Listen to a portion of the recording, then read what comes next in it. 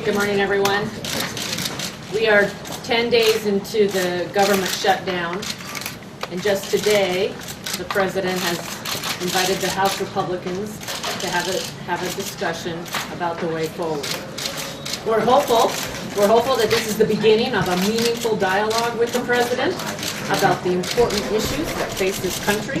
We are hopeful that these will be good faith negotiations over the long-term debt drivers or the drivers of our debt, over the security that we need for this country, as well as the pressing need to open up this government again.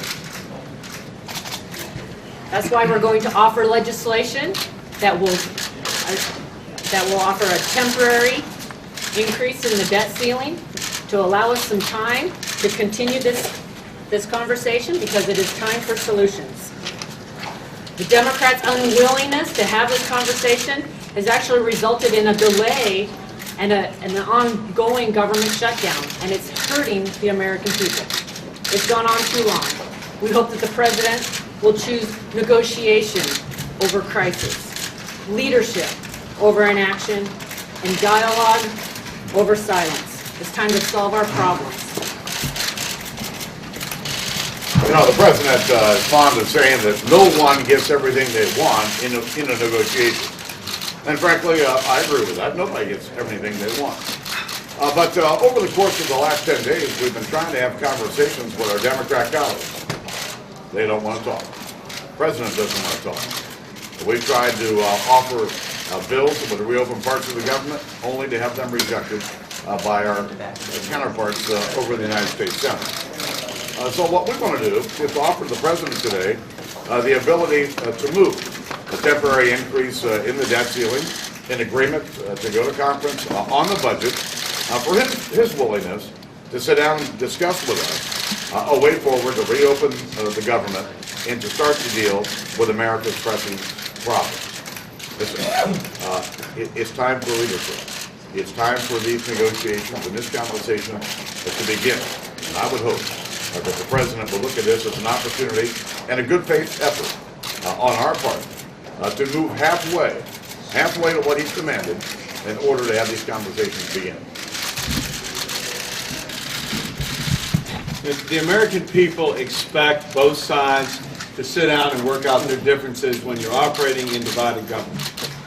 So I'm pleased today that we've had an invitation from the White House to actually begin to do that.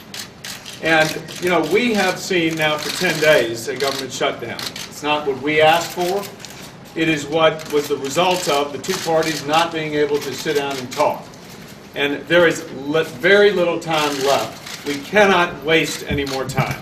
What we have discussed at the conference is a temporary extension of the debt ceiling in exchange for a real commitment by this President and the Senate Majority Leader to sit down and talk about the pressing problems that are facing all the American people. And that includes a broad array of issues. And we look forward to that happening.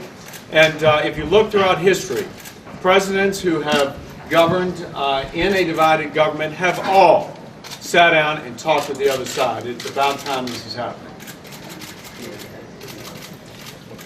I'm very hopeful for today. This is something that Republicans have been waiting quite some time for. We never wanted to shut down. That's why our very last bill said, let's go to conference. So that door has always been open, and we're thankful that the President is willing to talk today. We're coming there with an idea of working together. We're coming there to find common ground. To find common ground that will deal with these economic drivers that harm the economy. The drivers that continue to add debt.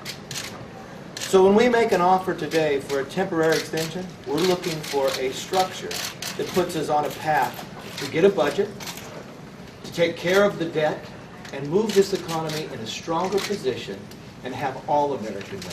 A little common sense for the rest of the country. All right, I'll take a couple of questions. Mr. Speaker, now that you're undertaking this plan on the debt ceiling, what do you need in order to reopen the full government? That's the conversation we're going to have with the President today. I don't want to put anything on the table. I don't want to take anything off the table. That's why we want to have this conversation.